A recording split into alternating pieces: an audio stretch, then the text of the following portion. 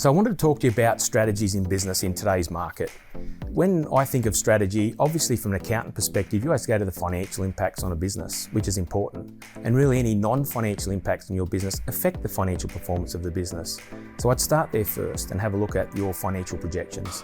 Have a look at what they look like going forward and what strategies you can adopt to enhance that performance. Whether it's increased income, whether it's better efficiency, whether it's reduction of costs, those are the things that I'd be certainly looking at in today's environment. But let's dig a little deeper there and look at from an income perspective and what are the signs I should be looking at in today's environment that could affect my business. So let's talk about leads. So leads into the business is new inquiries. Am I getting as many new inquiries as I was before? Are those inquiries I'm getting still as good as what I was getting before, or are they not as positive for my business? And of those new leads that I'm getting, how am I converting them? Am I converting those leads? Is my conversion rate similar to what it was before these economic times? So I think that's really important to look at in the sense of not wait until see what the income is. Have a look at where those indicators come from, which is your number of leads and your conversion, and having a look what your market does. So in that space, it's important to talk to existing clients and see what they think about the current environment. Understand your client, talk to your clients, and get a real understanding of their business. New clients are great, but we've got to make sure the new clients aren't coming to you because the people that they were dealing with before don't want to deal with them anymore.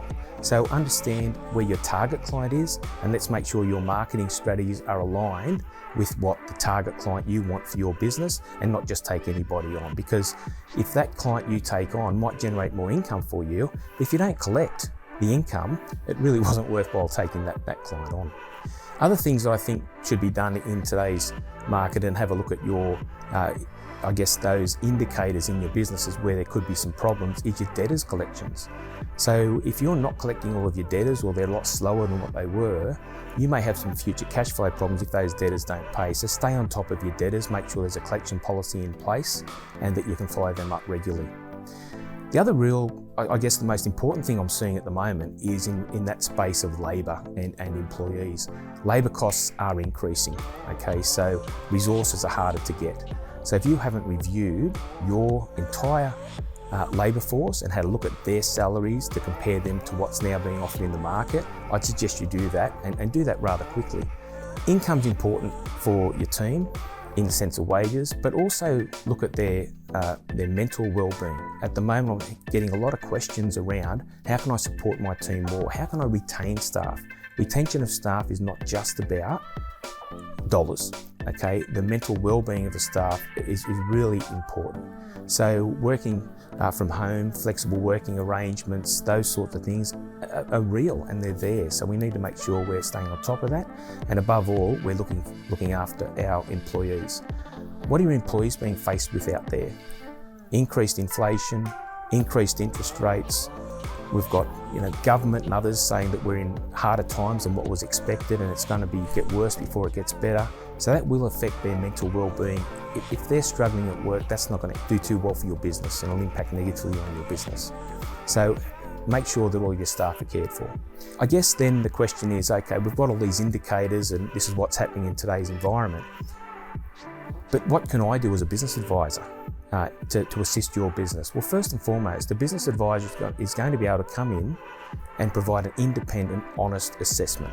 Okay, so they're not fixed, they're not involved in your business from a day-to-day perspective, so they're emotionally removed from your business. So there's an independent, honest assessment, which I think is really important.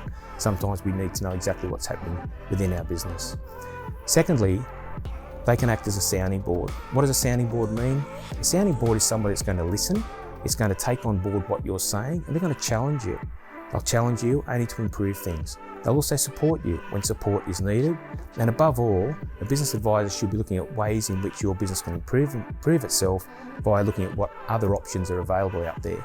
Personally, I believe that I don't have the answers to improve businesses. I believe the business owners, they have the answers. Our role as a business advisor is to draw those answers out, because they are the ones that are going to be able to grow their business.